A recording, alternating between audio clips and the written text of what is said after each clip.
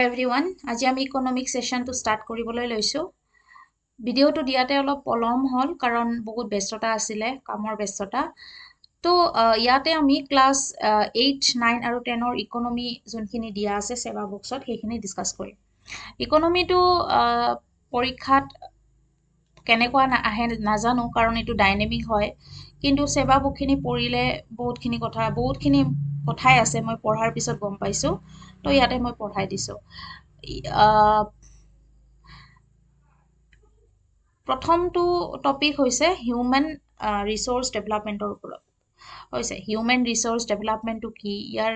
কেনেকৈ ইন্ডিকেটস কৰিব পাৰি সেই তো হিউম্যান ৰিসোৰ্স বুলিলে কি বুজো আমি হিউম্যান মানে মানুহ হৈছে হিউম্যানটো আমি কি হয় আমি এটা ৰিসোৰ্স হয় যেনেকে আমি এইটো আগতে পাই আহিছো যে যেনেকুৱা আমাৰ কাৰণে বায়ু পানী ফৰেষ্ট এইবিলাক ৰিসোৰ্স কাৰণ এইবিলাক আমি ব্যৱহাৰ কৰো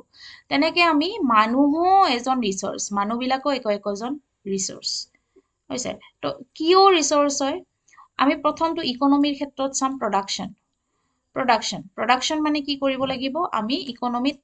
সদায় প্ৰডাকশন কৰিব লাগিব উৎপাদন কৰিব লাগিব বস্তু এটা উৎপাদন কৰিলেহে সেইটো কি কৰিব পাৰিব কনজিউমাৰে সেইটো কনজিউম কৰিব পাৰিব অৰ্থাৎ আমি তাৰ পৰা খাব পাৰিম হৈছে বা সেইটো বিক্ৰী হ'ব হৈছে তো তেনেকে গ্ৰোথ হ'ব ডেভেলপমেন্ট হ'ব তো প্ৰডাকশন ইজ ইম্পৰ্টেন্ট প্ৰডাক্ট কৰিব লাগিব বস্তু তো তাৰ কাৰণে প্ৰডাকশনৰ এটা ফেক্টৰ হৈছে লেবাৰ যোনে শ্ৰম কৰিব প্ৰডাকশন কৰিবৰ কাৰণে চাৰিটা ফেক্টৰৰ প্ৰয়োজন তো পিছত পাম এটা হৈছে ল্যান্ড লাগিব আমাক হৈছে তাৰপিছত লেবাৰ লাগিব তাৰপিছত কেপিটেল লাগিব পইচা লাগিব লগতে আমাৰ কিছুমান এটা কি লাগিব অৰ্গানাইজেশ্যন লাগিব হৈছে তো তাৰ ভিতৰত লেবাৰটো হৈছে প্ৰডাকশনৰ এটা ফেক্টৰ হৈছে ইম্পৰ্টেন্ট ফেক্টৰ বুলি ক'ব পাৰি কাৰণ ইয়াতে কি কৰে মানুহে পাৰ্টিসিপেট কৰে লেবাৰে পাৰ্টিসিপেট কৰে যোনে শ্ৰম কৰিব হৈছে তো এতিয়া কথা হল production increases population increase of a country does not mean increase of human এতিয়া কথা হল যে আমাৰ যদি জনসংখ্যা বাঢ়ি গৈ আছে আমি জানো আমাৰ জনসংখ্যা বাঢ়ি গৈ আছে তো যেতিয়া জনসংখ্যা বাঢ়ি যায় তেতিয়া কি আমাৰ হিউম্যান ৰিসোৰ্সটো সেই অনুপাতে বাঢ়ি গৈ থাকে নেকি কিন্তু আসলতে তেনেকুৱা কথাটো নহয় কাৰণ আমি জানিব লাগিব যে প্ৰত্যেকজন মানুহেই হিউম্যান ৰিসোৰ্স নহয় হৈছে men can be considered as resource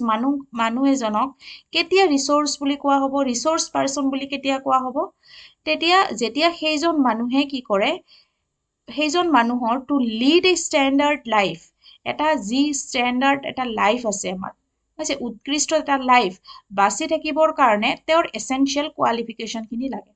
হৈছে সাপোজ এগ্ৰিকালচাৰ কৰিব গৈছে খেতি কৰিব গৈছে মানুহ এজনে হাল বব কেনেকে লাগে হেতু নাজানে বা ট্ৰেক্টৰ চলাব নাজানে তো তেওঁৰ যদি সেইখিনি কোৱালিফিকেশন নাই বা সেইখিনি ট্ৰেনিং নাই হৈছে তেতিয়া হলে সেইজন মানুহক আমি ক'ব নোৱাৰিম যে সেইজন এজন ৰিসোৰ্স মানুহ তাৰ উপৰিও মানুহজনে কি হ'ব লাগিব হেলদি মাইন্ড আৰু বডি হ'ব লাগিব মানুহ এজন ফিট থাকিলেহে কাম কৰিব পাৰিব লাগিব সাপোজ লেবাৰ এজন তেওঁ যদি বেমাৰী হয় তেওঁ যদি ফিট নাথাকে তাৰ মাইন্ডটো যদি ভালে নাথাকে তেতিয়া হলে তেওঁ ৰিসোৰ্স হ'ব নোৱাৰে তো হিউম্যান ৰিসোৰ্স হ'ব লগা হলে কি লাগিব তাৰ এসেনশিয়াল কোৱালিফিকেশন লাগিব ট্ৰেনিং লাগিব লগতে তেওঁৰ মাইন্ড আৰু বডি কি হ'ব লাগিব ফিট থাকিব লাগিব তো তেতিয়াই মানুহ এজনক হিউম্যান ৰিসোৰ্স হিচাপে আমি ক'ব পাৰো হৈছে তো এইখিনি চমুকৈ ক'লো ইমান ইম্পৰ্টেন্ট নহয় এইবিলাক এটা কনসেপ্টৰ কাৰণে দিয়া হৈছে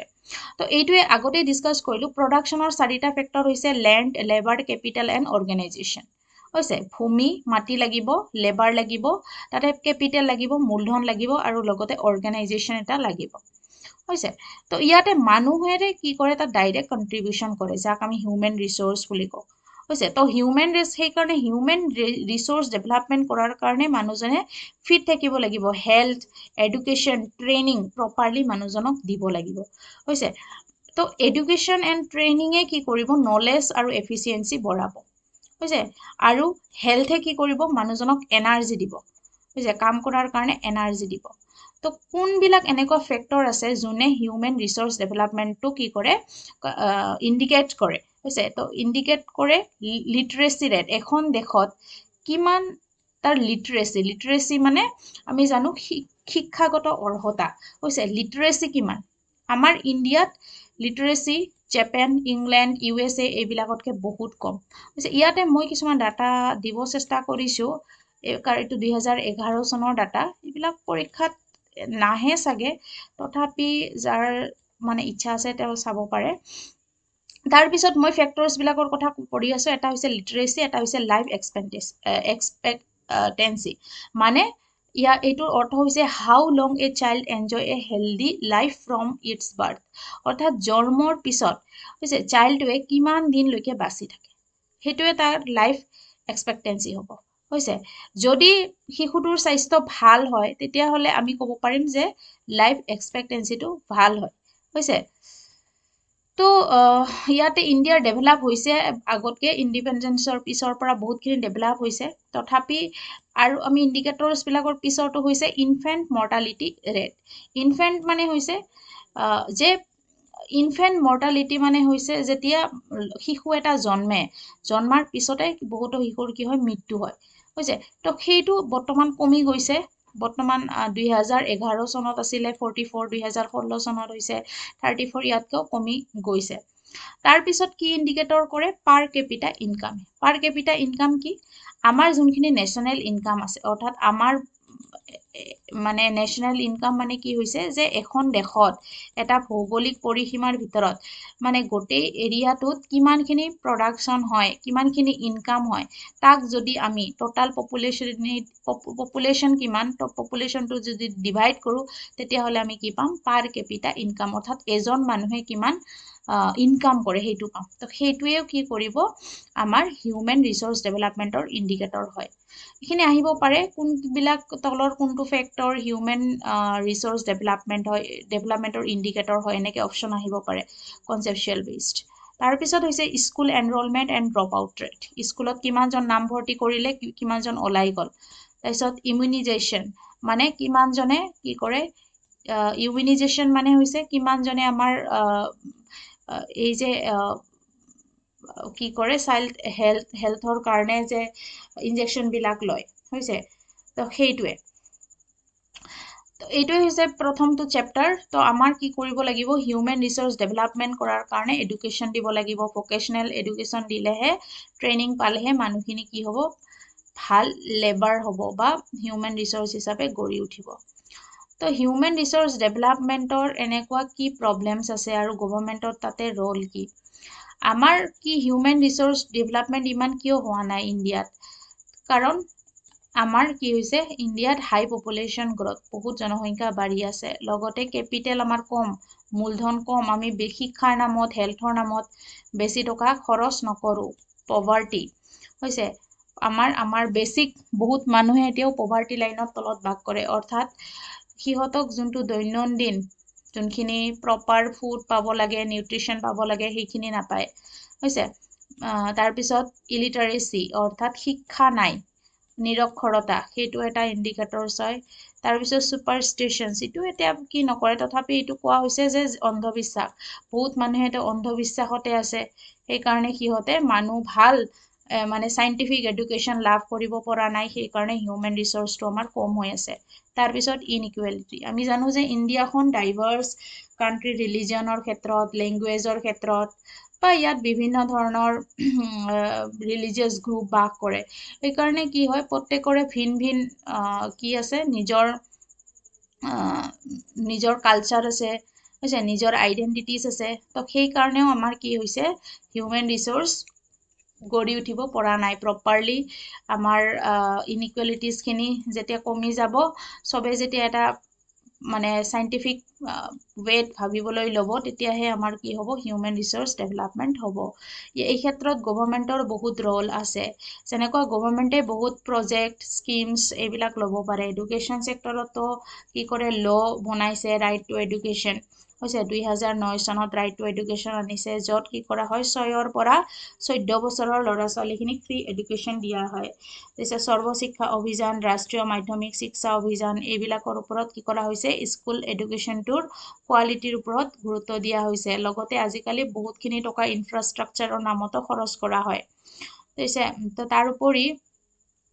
বহুতখিনি medical college university central university higher এডুকেশ্যনৰ ক্ষেত্ৰত এষ্টাব্লিছ কৰা হৈছে এইবিলাক অসমত থকা কিছুমান ইনষ্টিটিউশ্যনৰ নাম দিয়া হৈছে গভৰ্ণমেণ্টে এইবিলাক বনাইছে যাতে আমাৰ কি হ'ব পাৰে মানুহখিনিয়ে ভালকৈ শিক্ষা দীক্ষা পাই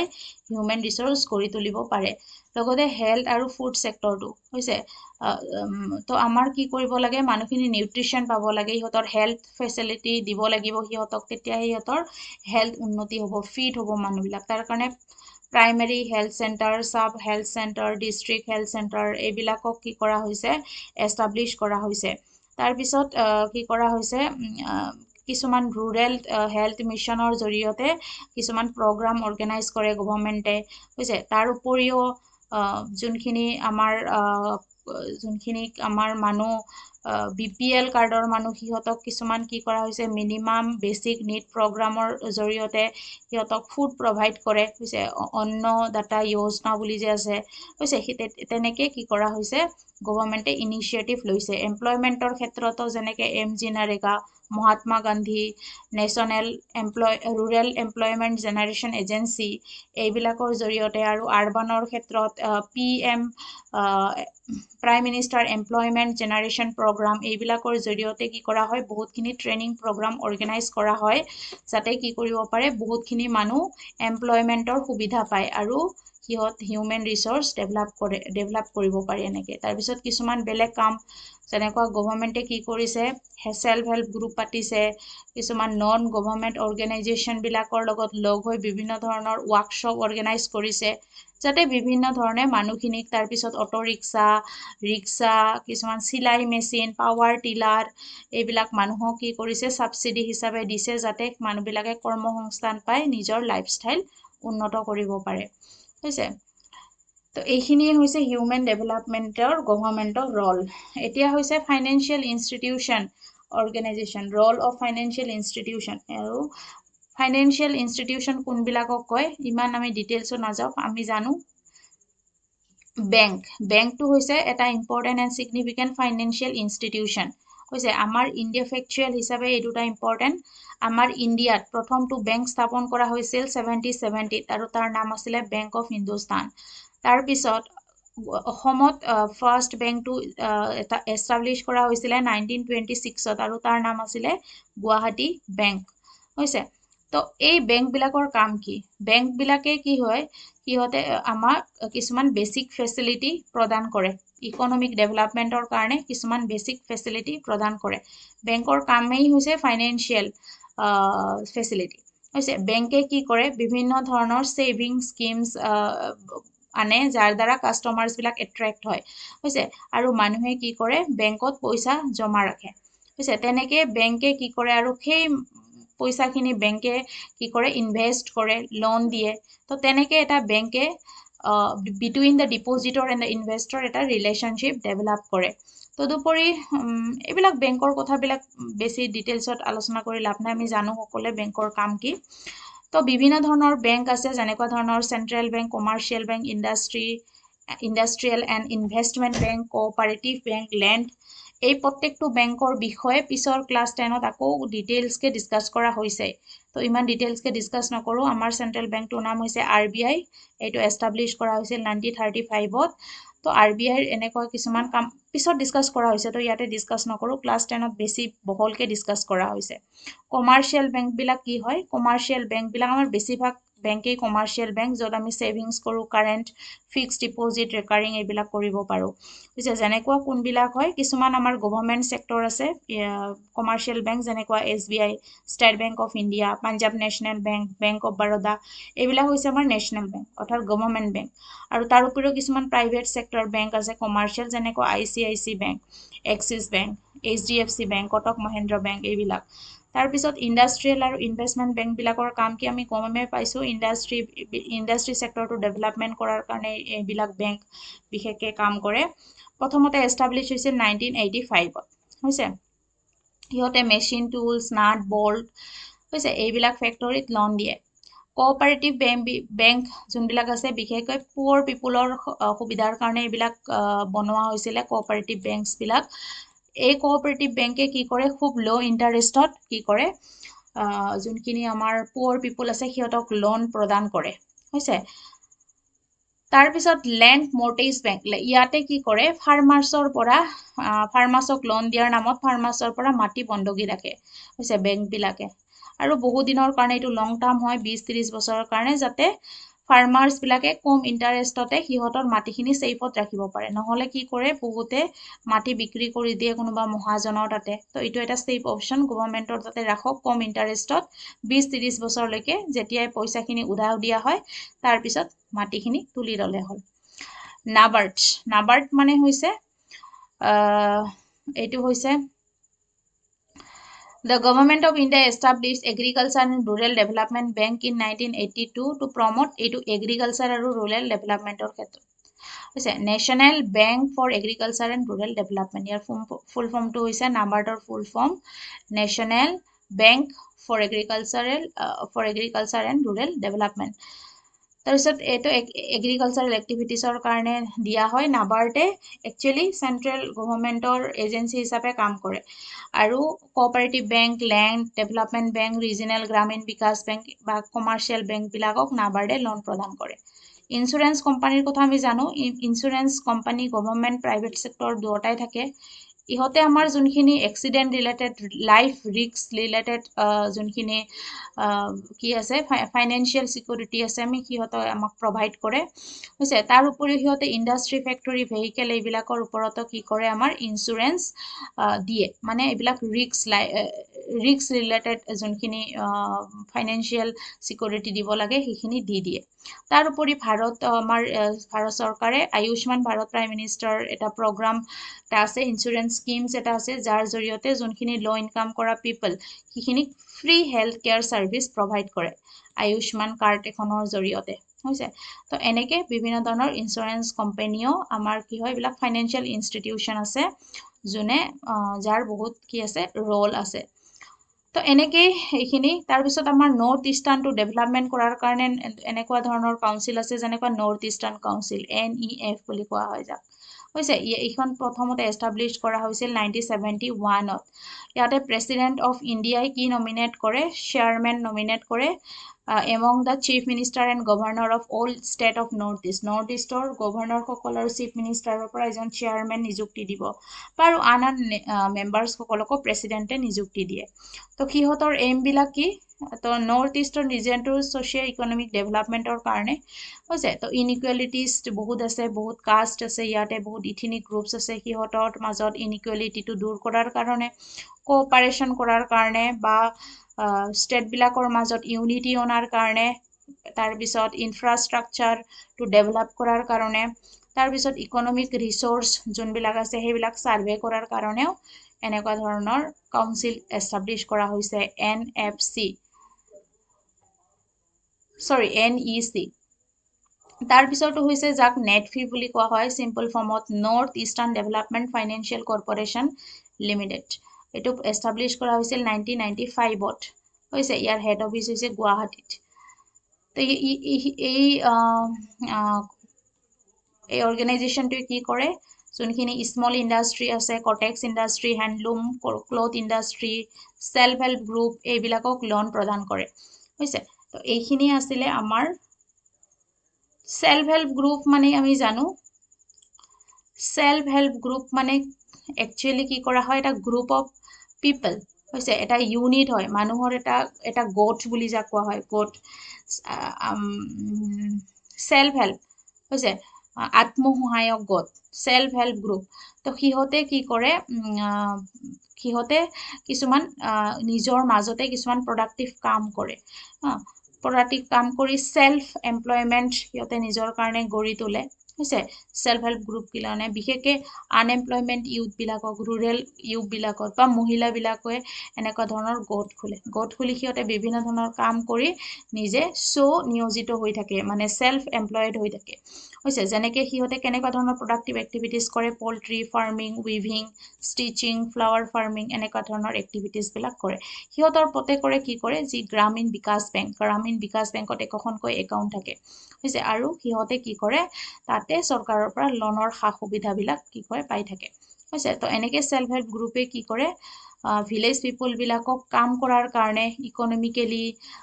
কি হোৱাৰ কাৰণে, ডেভেলপ হোৱাৰ কাৰণে কি কৰে, সুবিধা প্ৰদান কৰে। তো এইখিনি আছিলে ক্লাছ 8ৰ বুকত এতিয়া আমি ডিসকাস কৰিম ক্লাছ 9ৰ কিতাপখন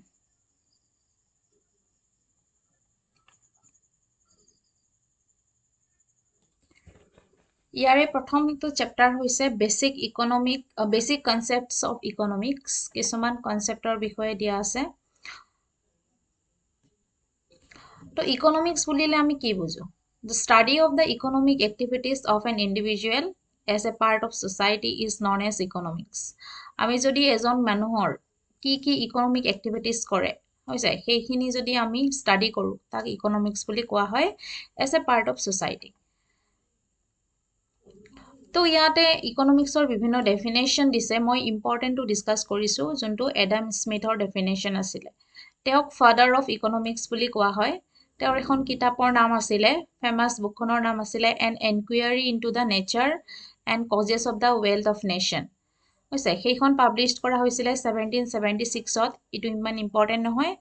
ফাদাৰ অফ ইকোনমিক্স কাক কোৱা হয় এডাম স্মিথক আৰু তেওঁৰ কিতাপখনৰ নাম কেতিয়াবা আহিব পাৰে হৈছে বাকিখিনি ইমান ইম্পৰ্টেন্ট নহয় সো ইয়াতে ইমান পঢ়া নাই ইকোনমিৰ স্কপ কেইটাৰ বিষয়ে ডিসকাস কৰিছো ইকোনমিক এক্টিভিটি হবৰ কাৰণে আমাৰ কি কৰিব লাগিব কনজাম্পশন কৰিব লাগিব কনজাম্পশন মানে কি The activities which lead to the satisfaction of wants are known as consumption. আমি এটা বস্তু যেটা কনজাম কৰা বুলি কোৱা হয় কনজাম্পশন কৰা বুলি কোৱা হয় তাৰ অৰ্থটো হৈছে যে সেই বস্তুটোৱে আমাৰ satisfaction need কৰে our wants আমি যি বিচাৰো সেইটো আমাৰ satisfy কৰি দিয়ে হৈছে সাপোজ আমাক এটা বস্তু লাগে দোকানৰ পৰা যাই সেইটো কিনিলো তেতিয়া সেইটো কনজাম্পশন এক্টিভিটিজ বুলি কোৱা হয় প্ৰডাকশন হৈছে প্ৰডাকশন মানে কি কৰিব লাগিব আমাৰ জৰুৰী কিছুমান ইউজফুল কমোডিটিজ আমি ক্ৰিয়েট কৰিব লাগিব বনাব লাগিব তাকে প্ৰডাকশন কৰা বুলি কোৱা হয় তো এইটো ফৰ ফেক্টৰছটো আগতে ডিসকাস কৰিলো ফৰ ফেক্টৰছ অফ প্ৰডাকশন তাৰ পিছত হৈছে ডিস্ট্ৰিবিউশন তো এতিয়া আমি জানো যে কনজাম্পশনটো কেতিয়া পসিবল হ'ব প্ৰডাকশন কৰাৰ পিছত সেইখিনি আমি কি কৰিব লাগিব কনজিউমাৰ বিলাকৰ মাজত ডিস্ট্ৰিবিউট কৰিব লাগিব হৈছে তো ডিস্ট্ৰিবিউশন মানে হৈছে যেতিয়া প্ৰডিউস কৰা হয় কোনোবা গুড আৰু সাৰ্ভিস তাৰ পিছত সেইখিনি কি কৰিব লাগিব ডিস্ট্ৰিবিউট কৰিব লাগিব এক্সচেঞ্জ মানে হৈছে যে প্ৰতিখন জাগাতে সাপোজ আমাৰ অসম আমাৰ এখন ষ্টেটৰ কথা হ'ল বা ইন্ডিয়া আৰু চাইনাত কৰা যে ইন্ডিয়াত যোনখিনি বস্তু প্ৰডাকশন কৰা হয় চাইনাত সেইখিনি নকৰিব পাৰে তো এনেকে আমি কি কৰিব লগা হয় নো individual region or country can produce all the commodities that are required গোটেইখন কমোডিটিজ নিজৰ দেশতে বা নিজৰ মাজতে বা নিজৰ ষ্টেটত সেইখিনি কি কৰিব নোৱাৰে প্ৰডিউস কৰিব নোৱাৰে যাৰ কাৰণে আমি কি কৰিব লগা হয় হিহতৰ মাজতে আমি নিজৰ মাজতে সেইখিনি এক্সচেঞ্জ কৰিব লগা হয় তো ইকোনমিক্সত এক্সচেঞ্জৰ এক্টিভিটিজটো ইম্পৰ্টেন্ট তো ইয়াতে ফেকচুৱেলৰ কাৰণে দিয়া হৈছে অসমৰ মৰিগাঁও জিলাত এখন ফেষ্টিভেল পতা হয় এখন ফেয়াৰ পতা হয় সেইখনৰ নাম হৈছে জনবিল মেলা আৰু এই জনবিল মেলাত কি কৰা হৈছে আমাৰ পুৰণি যি বাৰ্টাৰ সিস্টেম এটো আমি পঢ়িম পিছত বাৰ্টাৰ সিস্টেমত যি আমাৰ যেনেকে বস্তু বিক্ৰী বেচা কিনা কৰা হৈছিল বাৰ্টাৰ সিস্টেমত কি কৰা হৈছিল গুড মানে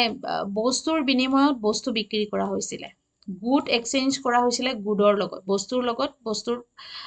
এক্সচেঞ্জ কৰা হৈছিল বুজিছে তো এতিয়াও এইখন ট্ৰেডিশনটো এতিয়াও এইখন মেলাৰ জৰিয়তে ৰখা হৈছে আহিব পাৰে পৰীক্ষা দিটো তাৰ পিছত মানি লাগিব ইকোনমিক এক্টিভিটিছৰ কাৰণে মানি কি হৈছে এটা হৈছে এক্সচেঞ্জৰ মিডিয়া আমি যে কিবা এটা বস্তু এক্সচেঞ্জ কৰিম বা কিনিম তো তাৰ কাৰণে আমাক এটা কিবা এটা বস্তু লাগিব মিডিয়াম লাগিব তো সেইটোৱে হৈছে মানি এইবিলাক কাৰেন্সিজ বিভিন্ন দেশৰ ব্ৰিটিছৰ পাউণ্ড চাইনাৰ ইউৱান ইণ্ডিয়াৰ ৰুপিজ জাপানৰ ইয়েন আমেৰিকাৰ ডলাৰ ৰাছিয়াৰ ৰাবেল এইবিলাক পৰীক্ষাত আহে কাৰেন্সিজ তো এইখিনি পঢ়ি থব তাৰ পিছত ইনকাম ইকোনমিৰ কাৰণে ইনকাম বহু ধৰণৰ দেখা যায় যেনেকুৱা নেশনাল ইনকাম জিডিপি তাৰ পিছত পাৰ কেপিটা ইনকাম সেইবিলাকে কি কৰে ইনকামৰ জৰিয়তে আমি কিমান ডেভেলপ হল কান্ট্ৰি এটা সেইটো ক'ব পাৰো পাব্লিক ফাইনেন্স হৈছে যোনখিনি আমাৰ পাব্লিক ৰেভিনিউ পাব্লিক এক্সপেন্ডিচাৰ পাব্লিক ডেপ্ট হৈছে কিমান খৰচ কৰো তাৰ পিছত কিমান আমি লোন ল'ব লগা হয় কিমান আমি ধাৰত থাকো সেই গোটেই পাব্লিক ফাইনেন্স কিনি ইয়াতে পাব্লিক ফাইনেন্স কিনি আমাৰ ইকোনমিৰ ভিতৰত কি কৰা হয় স্কপত ডিসকাস কৰা হয় তাৰপিছত ৱেলফেয়াৰ ইকনমিক্স অকল আমি বস্তু এটা অকল যে আমি কওঁ যে ইকনমিক এক্টিভিটিজ হ'বৰ কাৰণে আমাৰ প্ৰডাকশ্যন কৰিব লাগিব ডিষ্ট্ৰিবিউশ্যন কৰিব লাগিব কনজাম্পশ্যন ইয়াৰ উপৰিও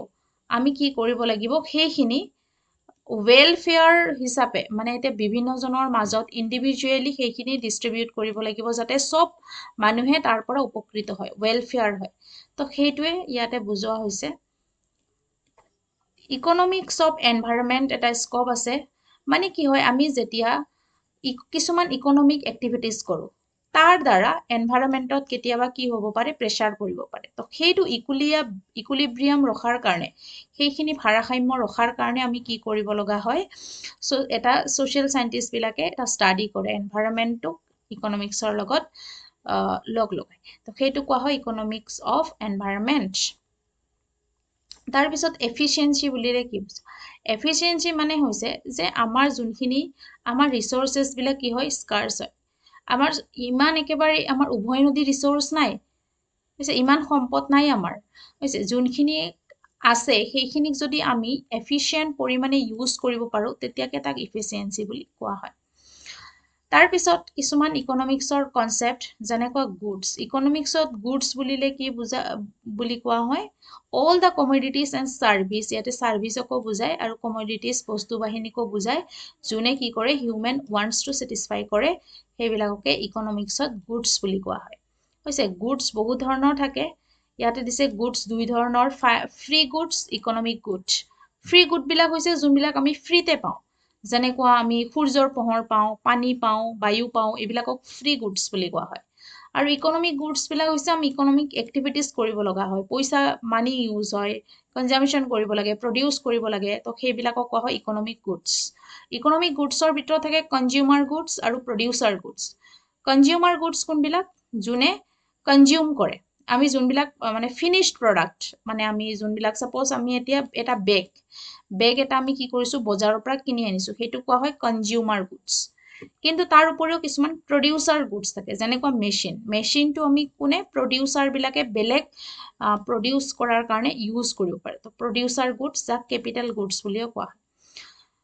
কনজিউমাৰ গুডছবিলাকক ফিনিশ্ড গুড বুলি কোৱা হয় consumer goods are known as finished good আৰু কেপিটেল গুডছবিলাকক ইণ্টাৰমিডিয়েট গুডছ বুলি কোৱা হয় তো এইবিলাক এক্সাম্পল দিয়া আছে ইউটিলিটি শব্দটোৰ অৰ্থ কি ইউটিলিটি মানে হৈছে the power of any good and services to satisfy human wants is known as utility তো ইয়াৰ যদি প্ৰকৃত অৰ্থটো বুজিব লগা হয় ইউটিলিটি মানে হৈছে যে সেই বস্তুটোৰ ব্যৱহাৰ কেনেকুৱা হৈছে আমাক সেই বস্তুটোৱে আমাৰ কিমানখিনি নিড ছেটিছফাই কৰিছে ছাপ'জ মই এটা লেপটপ ল'ব খুজিছোঁ এতিয়া লেপটপটো মোৰ কাৰণে কিমান ইউটিলিটি মানে লেপটপটো মোৰ কাৰণে কিমান প্ৰয়োজন মোৰ কিমান কাম মই লেপটপটো কিনিলে কিমান মই কাম কৰিব পাৰিম সেইটোৱে হৈছে ইয়াৰ ইউটিলিটি হৈছে মই যদি অকল লেপটপটো এনেই কিনো তেতিয়াহ'লে তাৰ কোনো ইউটিলিটি নাই অকল যদি গেম খেলিবৰ কাৰণে কিনো তেতিয়াহ'লে তাৰ কোনো ইউটিলিটি নাই কিন্তু লেপটপটো যদি মই বিভিন্ন ধৰণৰ ভিডিঅ' বনাবৰ কাৰণে বা বেলেগ আৰু বহুতো কামৰ কাৰণে ইউজ কৰোঁ তেতিয়া তাৰ ইউটিলিটি বহুত বেছি হ'ব হৈছে ৱেল্থ মানে হৈছে সম্পদ হৈছে ৱেল্থ হ'ব লগা হ'লে গোটেই বস্তুবিলাকে আমাৰ সম্পদ নহয় সম্পদ হ'বৰ কাৰণে 4টা কেৰেক্টাৰ যেনেকৈ ইয়াৰ ইউটিলিটি থাকিব লাগিব এইমাত্ৰ কৰোঁ ইউটিলিটি মানে কি স্কাৰ্চিটি হ'ব লাগিব বস্তুটো একদম উভৈনদী হৈ থাকিব নোৱাৰিব মানে সম্পদ মানে এনেকুৱা যে পুৰা চবতে পোৱা যায় তেনেকুৱা বস্তুবিলাক সম্পদ নহয় সেইবিলাক কি হ'ব লাগিব স্কাৰ্চিটি হ'ব লাগিব ট্ৰান্সফাৰেবিলিটি হ'ব লাগিব মানে এঠাইৰ পৰা আন ঠাইলৈ কঢ়িয়াই নিব পৰা হ'ব লাগিব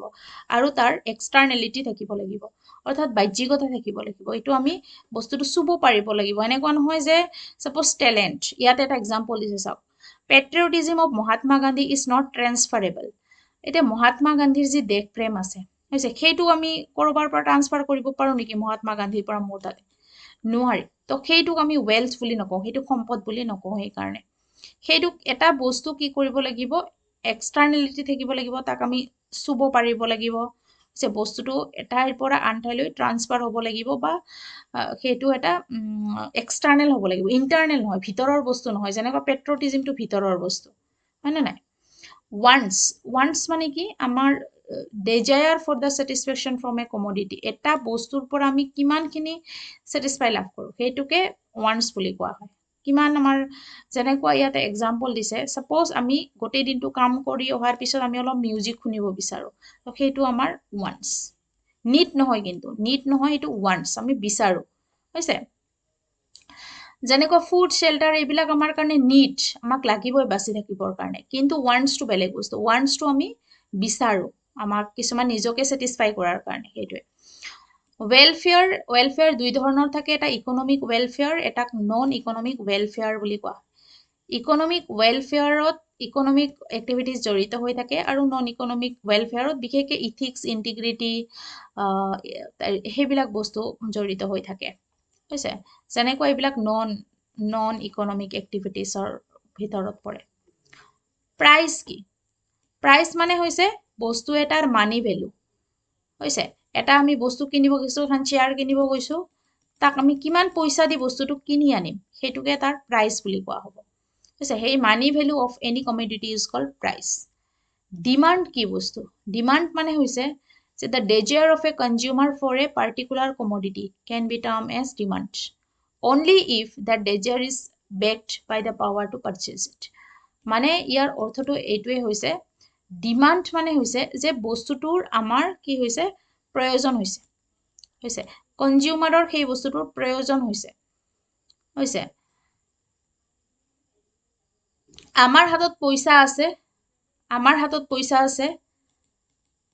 আৰু আমাৰ সেই বস্তুটো কিনিবৰ কাৰণে ইচ্ছা জাগিছে ডেজায়াৰ হৈছে সেই বস্তুটো আমাৰ কিনিবৰ কাৰণে তেতিয়া তাৰ ডিমান্ড থকা বুলি কোৱা হয় হৈছে বা আমাক লগা হৈছে বস্তুটো যেতিয়া আমাৰ পাৱাৰ টু পাৰচেজ ইট আমাৰ যেতিয়া সেইটো কিনিব পৰা শক্তি থাকিব তেতিয়াহে তাৰ ডিমান্ড থাকিব সাপোজ ইয়াতে এটা এক্সাম্পল দিছে হৈছে যে এজন বেগাৰৰ if a beggar has the desire to purchase a car তাৰ ডেজায়াৰ আছে এজন বেগাৰ ভিখাৰী এজনে কি বিচাৰে এখন তেওঁ গাড়ী কিনিব কাৰ কিনিব বিচাৰিছে হৈছে তো সেইটো কি it can not be term as এইটো ডিমান্ড বুলি ক'ব নেকি সেইটো কেতিয়াও ডিমান্ড বুলি নকয় কাৰণ তাৰ সেইটো পাৰচেজ কৰাৰ ক্ষমতাই নাই তাৰ হাতত পইচাই নাই এতিয়া মোৰ হাতত সাপোজ পইচা আছে হৈছে পইচা আছে আৰু মই সেই বস্তুটো বিচাৰো তো তেতিয়াই তাৰ ডিমান্ড থকা বুলি ক'ব লাগিব যে বস্তুটো ডিমান্ড হৈ আছে মাৰ্কেটত ডিমান্ড আছে মানে মানুহে কিনিব খুজি আছে বস্তুটো তো সেইটোৱে ডিমান্ড সাপ্লাই মানে তো আমি জানো সাপ্লাই মানে সাপ্লাই কাৰণে আমাৰ কি লাগিব মাৰ্কেট লাগিব হৈছে এটা for the purpose of selling বস্তুটো যত বিক্ৰী কৰিব পৰা যায় তাৰ কাৰণে এখন মাৰ্কেট লাগিব কাৰ ফিনিশ্ড প্ৰডাক্টছ বিলাকৰ হৈছে তো সেইটোকে সাপ্লাই কৰা বুলি কোৱা হয় ইয়াৰ কাৰণে মিনিষ্ট্ৰিয়েল ডিপাৰ্টমেন্ট থাকে ফুড কৰ্পোৰেশন অফ ইণ্ডিয়া সেইখিনি কাম কৰে তাৰ পিছত আহিলে মাৰ্কেট বুলিলে কি বুজো আমি মাৰ্কেট বুলিলে আমি নৰমালি কি বুজো যত বস্তু বেচা কিনা হয় সেইটোৱে মাৰ্কেট কিন্তু ইকোনমিক্সৰ ক্ষেত্ৰত মাৰ্কেটটো অলপ বেলেগ পৰিসৰত বুজা হয় ইকোনমিক্সত মাৰ্কেটটো মানে অকল এটা প্লেস নহয় হৈছে তো ইয়াতে গুডছ আৰু সাৰ্ভিসটো ডাইৰেক্টলিও হ'ব পাৰে ইনডাইৰেক্টলিও সেলিং বাইং হ'ব পাৰে যেনেকুৱা ষ্টক মাৰ্কেট অনলাইন মাৰ্কেট এইবিলাকো কি হ'ব পাৰে মাৰ্কেটৰ এক্সাম্পল হ'ব পাৰে যেনেকুৱা ফ্লিপকাৰ্ট সেইটো এটা মাৰ্কেটৰ এক্সাম্পল এটা পাৰ্টিকুলাৰ প্লেস নহয় কেপিটেল মানে মূলধন যোনটো মানে কেপিটেল হৈছে এনেকুৱা যোনে হেল্প ইন প্ৰডাকশনত হেল্প কৰে মানে প্ৰডাকশনত লগা বস্তুখিনি যি খৰচ আমাক তাক কেপিটেল বুলি কোৱা হৈছে তাৰ পিছত সেভিংস মানে কি হয় আমি কনজাম্পশন কৰাৰ পিছত সাপোজ আমি যিমানখিনি ইনকাম কৰিলো ইনকাম কৰাৰ পিছত আমি যিমান তাৰে এটা অংশ আমি কি কৰিম কনজাম্পশন কৰিম আমাক যিখিনি বস্তু খাব লগা থাকে পিন্ধিব লগা থাকে ওয়ান্টস থাকে সেইখিনি আমি খৰচ কৰিলো কনজাম্পশন কৰিলো তাৰ পিছত যোনখিনি বাকি থাকে সেইখিনিক সেভিংস বুলি কোৱা ইনভেষ্টমেন্টটো আমি জানো ইনভেষ্টমেন্ট মানে বিনিয়োগ কৰা অৰ্থাৎ আমাৰ কি হৈছে আমি যদি এইটো চাব when capital is used for the purpose of production যেতিয়া আমি এটা অংশ মূলধন এটা যদি প্ৰডাকশনৰ নামত ইউজ কৰো তাক আমি ইনভেষ্টমেন্ট কৰা বুলি কওঁ হৈছে সাপোজ আমি লৰা ছোৱালীক যে মা দেউতাকে পঢ়ায় হৈছে সেইটোক এক প্ৰকাৰৰ ইনভেষ্টমেন্ট টকা পইচা যি খৰচ হয় তাক এক প্ৰকাৰৰ ইনভেষ্টমেন্ট বুলি কোৱা হয় কাৰণ তেওঁ এটা কি কৰিছে ৰিসোৰ্স কৰি আছে এটা প্ৰডাকশন কৰি আছে ৰিসোৰ্স কৰি আছে তো তো সেইটোকো ইনভেষ্টমেণ্ট বুলিয়ে কোৱা হ'ব নেশ্যনেল ইনকাম মানে the money value of all goods and services produced in a country in a financial year এটা বছৰত এটা পাৰ্টিকুলাৰ ফাইনেন্সিয়েল ইয়াৰত এখন কাণ্ট্ৰিয়ে যিমানখিনি গুডছ আৰু সাৰ্ভিস প্ৰডিউস কৰে তাৰ মানি ভ্যালুটোকে নেশ্যনেল ইনকাম বুলি কোৱা হয় হৈছে তাৰ পিছত সৰি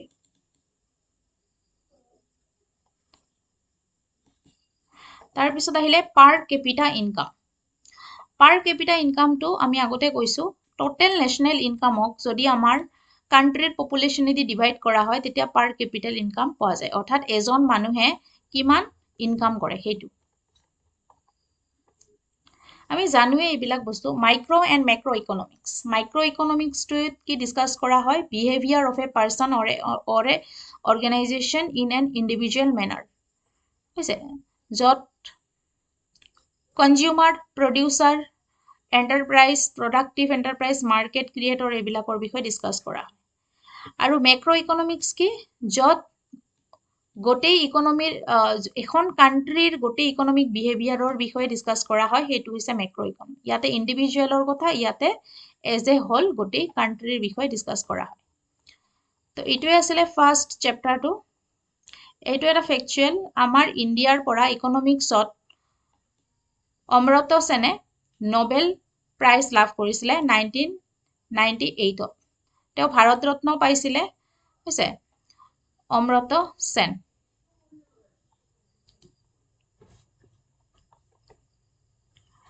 নেক্সট হৈছে বেসিক ইকোনমিক প্ৰবলেম আমাৰ ইন্ডিয়াৰ ইকোনমিক প্ৰবলেম কি ইন্ডিয়াখন কিয় ডেভেলপ কান্ট্ৰি হ'ব পৰা নাই আমি এইবিলাক ডিসকাস কৰিছোৱে আগতে পভাৰ্টি মানে আমাৰ যি দৰিদ্ৰতা তাৰপিছত দৰিদ্ৰতাৰ কাৰণবিলাক কি পপুলেশন ইনক্ৰিজেস মানে আমাৰ যি জনসংখ্যা বৃদ্ধি সেইটো এটা আমাৰ ইকোনমিক ডেভেলপমেন্ট হ'ব নোৱাৰাৰ কাৰণ লগতে আনএমপ্লয়মেন্ট আমাৰ মানুহখিনিয়ে এমপ্লয়মেন্টৰ সুবিধা নাপায় নিবনুৱা লগতে মূল্য বৃদ্ধি ইনফ্লেশন তাৰ পিছত দুটা কনসেপ্ট দিয়া হৈছে সাস্টেইনেবল ডেভেলপমেন্ট আৰু গ্ৰীণ ইকোনমিৰ বিষয়ে তো পভাৰ্টি ডেফিনেশন টু কি poverty is a situation where an individual is unable to produce the basic necessities of life মানুহৰ জীৱনৰ কাৰণে যোনখিনি বেসিক নেসেসিটি যেনেকুৱা food clothing shelter education health service এইখিনিয়ে যদি মানুহ নাপায় তেতিয়া মানুহ এটা কত তেতিয়া পভাৰ্টি হোৱা বুলি পভাৰ্টি অৰ্থাৎ মানুহজন দৰিদ্ৰতাত বাস কৰা বুলি কোৱা হয় হৈছে পভাৰ্টি কি পভাৰ্টি লাইন এটা আছে যোনটো লাইনে কি কৰে এটা মিনিমাম পয়েন্ট যোনে কি কৰে divides a country's population into poor and non-poor মানে এটা ধৰা হৈছে যে ইখিনি লাইনৰ ভিতৰত পৰিলে মানুহটো পভাৰ্টি লাইনত পৰিব আছে তো এইবিলাক বস্তু আমি জানোৱে পভাৰ্টি কি কাৰণত হ'ব পাৰে পভাৰ্টিৰ কাৰণ হিষ্টৰিকেল আমাৰ যেতিয়া ব্ৰিটিছ আহিছিল আমাক লুটপাট কৰি লৈ যোৱাৰ পিছত আমাৰ যোনখিনি পুৰণি ইন্ডাষ্ট্ৰি আছিল সেইখিনি ধ্বংস কৰি আমাক